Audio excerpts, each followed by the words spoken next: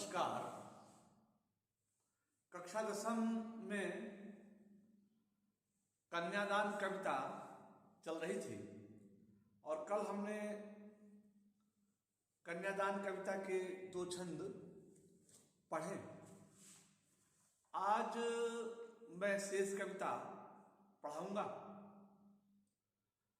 लेकिन एक बार कविता पूरी में पुनः आदर्श वाचन करूंगा, तो आप ध्यान से वीडियो खोलने के बाद कविता पढ़िएगा, सुनिएगा। कितना प्रामाणिक था उसका दुख, लड़की को दान में देते वक्त, जैसे वही उसकी अंतिम पूंजी हो।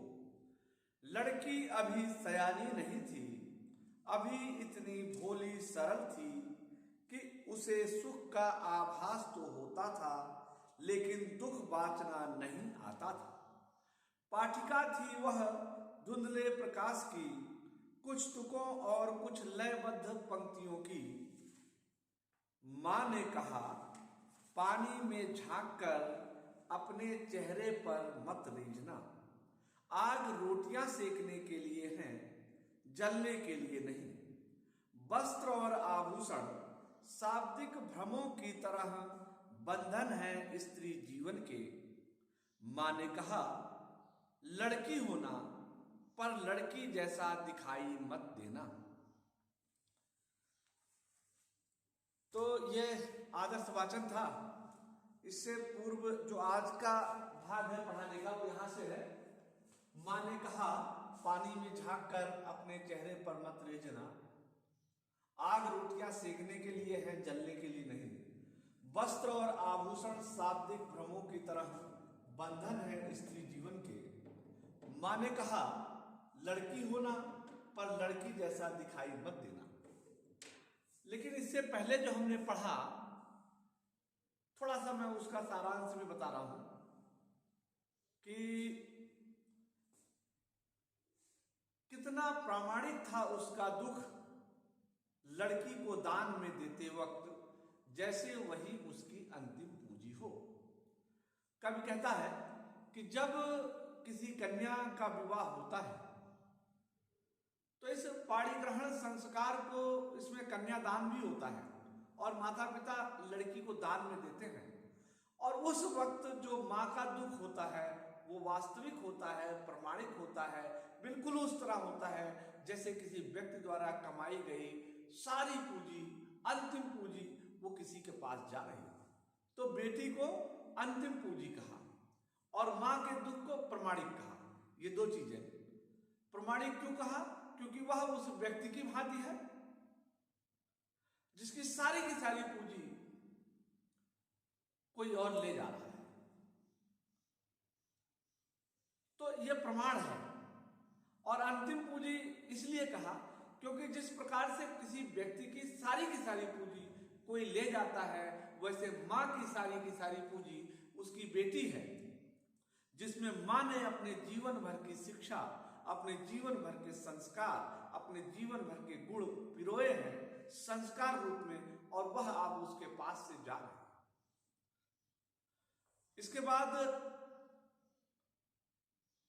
की कविता है कि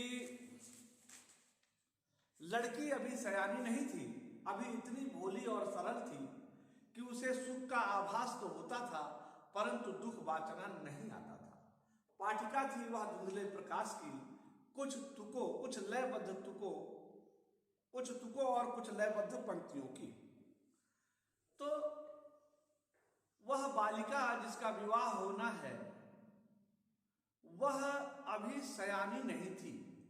यानी सयानी दिख तो रही थी, विवाह योग्य लग रही है, शारीरिक रूप से सयानी लग रही थी, लेकिन मानसिक और बौद्धिक रूप से वह इतनी परिपक्व नहीं थी कि उसका विवाह किया जा सके। उसे सुख का आभास तो था, यानी आने वाले दिनों में क्या क्या सुख मिलने वाले हैं इसका उसे आभास था, इसकी उसे कल्पना थी, लेकिन दुख बाँचना नहीं आता था। जब कहता है लेखक भी कहता है दुख बाँचना नहीं आता था, तो इसका मतलब हुआ कि दुख को पढ़ना, बाँचना का मतलब पढ़ना, लेकिन वासना शब्द लाक्षणिक प्रयोग है। वो कहना चाहता है कि दुख का समाधान करना उसे नहीं आता था।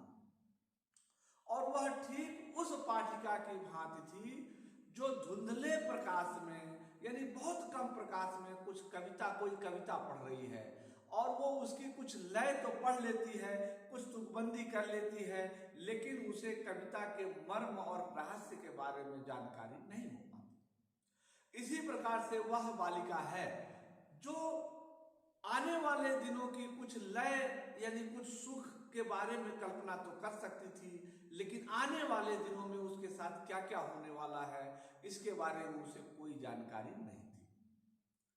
ये यहां तक का भाग कल पढ़ा दिया था। आज है, मां ने कहा पानी में झांक कर अपने चेहरे पर मत रीझना। रीझना शब्द यानी प्रसन्न होना। ये बालिकाओं की स्वभावगत कमजोरी है। बालिकाओं की स्वभावगत कमजोरी है कि अपने ही सौंदर्य पर मुग्ध हो जाती हैं।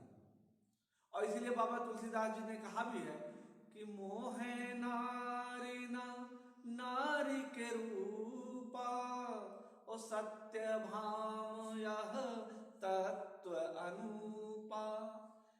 मोहे मतलब मोहित, नारी मतलब नारी। नारी मोहित नहीं होती किससे? नारी के स्वरूप से, नारी के सौंदर्य से। एक स्त्री दूसरे स्त्री के रूप सौंदर्य को देखकर कभी मुग्ध नहीं होती। तो मां सुझाव देती है, क्योंकि स्त्रियां अपने ही सौंदर्य पर मुग्ध होती हैं, तो मां सुझाव क्या देती है कि पानी में झांक कर अपने चेहरे पर मत रीझना। वो कहती है कि पानी में झांक कर अपने चेहरे पर मत रीझना। अपनी बेटी को सुझाव देती है कि बेटी, तू जब कुएं से पानी भरेगी या कहीं भी तुझे पानी में अपना चेहरा दिखाई पड़ेगा तो तू अपने चेहरे पर मत रीझना। मत रीझना का मतलब प्रसन्न मत होना। रीझना का मतलब प्रसन्न मत होना।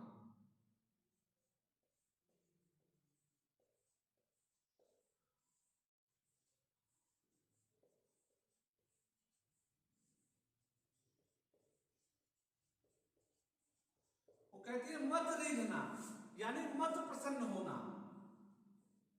क्यों? क्योंकि यह स्त्रियों की स्वभावगत कमजोरी है। वो अपने ही रूप सौंदर्य पर मुग्ध हो जाती हैं और इसका नतीजा क्या होता है, इसका परिणाम क्या होता है कि लोग उनकी झूठी प्रशंसा करते हैं और जब वो मुग्ध हो गई तो फिर उनका शोषण करते हैं। इसलिए मां को भय है कि आने वाले दिनों में उसकी बेटी का शोषण ना हो। वह अपनी बेटी को राय देती है कि तू अपने सौंदर्य पर कभी मुक्त मत होना। आगे क्या कहती है कि सौंदर्य जो है दूसरों को मुग्ध करने के लिए है, स्वयं मुग्ध होने के लिए नहीं। पानी में झांक कर तू मत रीझना। तो किस चीज को देखकर मत रीझना? अपने सौंदर्य को, अपने मुख के सौंदर्य को देखकर मत प्रसन्न होना। क्यों? क्योंकि सौंदर्य क्या है? सौंदर्य दूसरों को मुग्ध करने के लिए है, खुद मुग्ध होने के लिए नहीं है। ठीक उसी प्रकार से जिस प्रकार से आग रोटियां सेकने के लिए है, जलने जलाने के लिए नहीं। तो आग का प्रयोग किसके लिए बताया है? रोटी सेकने के लिए,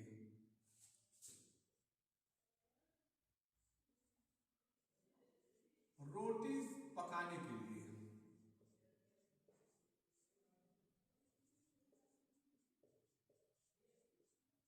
यानी आग का प्रयोग हम किसके लिए करते हैं? रोटी पकाने के लिए, भोजन बनाने के लिए।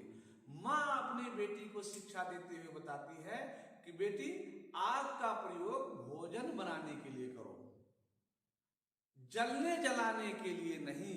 और जब यह कहती है मां जलने जलाने के लिए नहीं, तो वो यह कहना चाहती है कि आज समाज में स्त्रियों के जीवन में बड़ी विपदा आई हुई है और लोग उन्हें दहेज की हत्या, दहेज के लालच में प्रताड़ित करते हैं।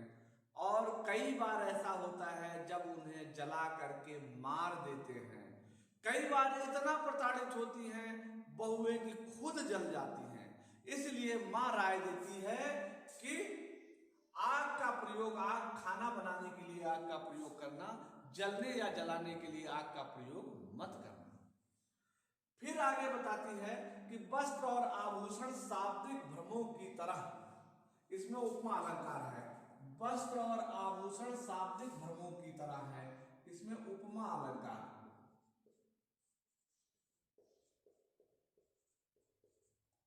मां कहती है कि वस्त्र और आभूषण और शाब्दिक भ्रम, शब्दों का जाल दोनों एक समान है।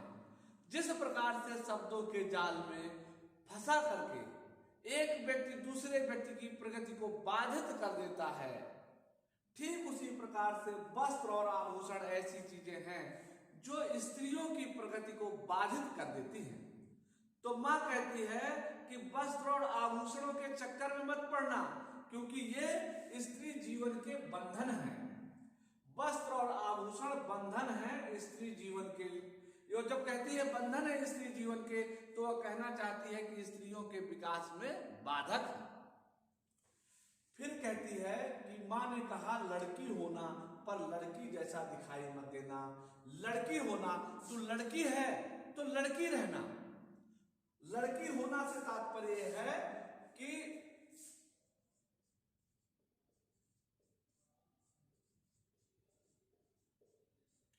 इसका मतलब है लड़कियों का के जो श्रेष्ठ गुण हैं उन्हें अपने भीतर आत्मसात करना। लड़कियों के श्रेष्ठ गुणों को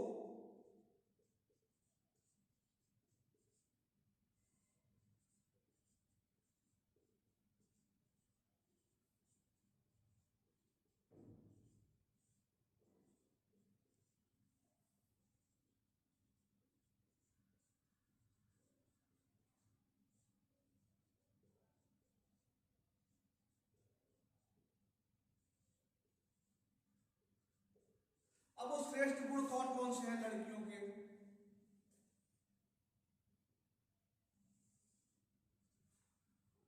दया, करुणा, ममता, लज्जा, स्नेह, ये सब जो है लड़कियों के श्रेष्ठ गुण हैं। इन गुणों को अपने भीतर रखे रहना, परंतु लड़की जैसा दिखाई मत देना। जब मां कहती है कि लड़की जैसा मत दिखाई देना, तो वो कहना चाहती है कि लड़कियों की कमजोरी को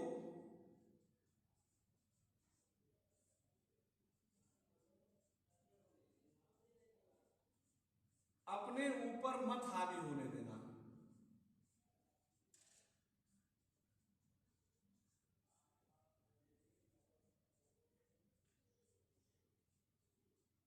अब लड़कियों की कमजोरी क्या है? लड़कियों की कमजोरी है भय, डरपोक, डर, लज्जा, अंतर्मुखी होना।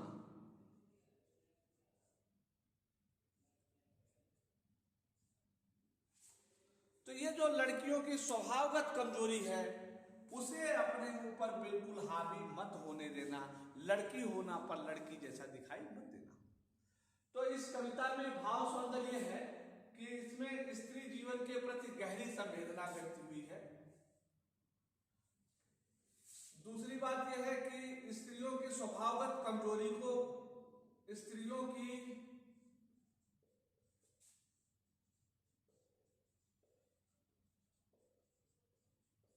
स्वभावगत कमजोरी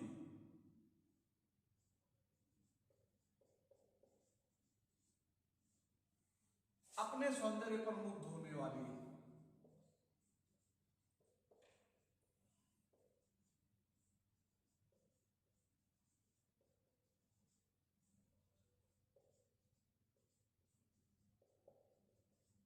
इसके बारे में भी मां ने शिक्षा दी है।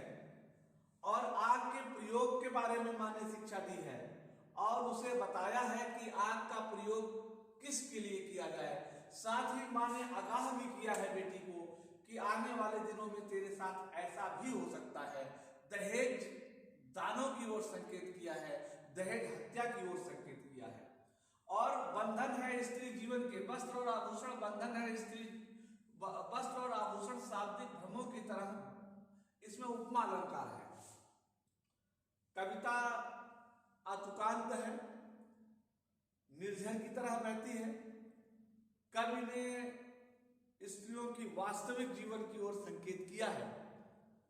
कहीं कहीं स्त्रियों की दुर्दशा पर बड़ा गहरा व्यंग किया है और मां के माध्यम से बेटियों को शिक्षा देने का प्रयास किया है। आज के लिए सिर्फ इतना ही, कल प्रश्नोत्तर कराएंगे। तब तक के लिए धन्यवाद।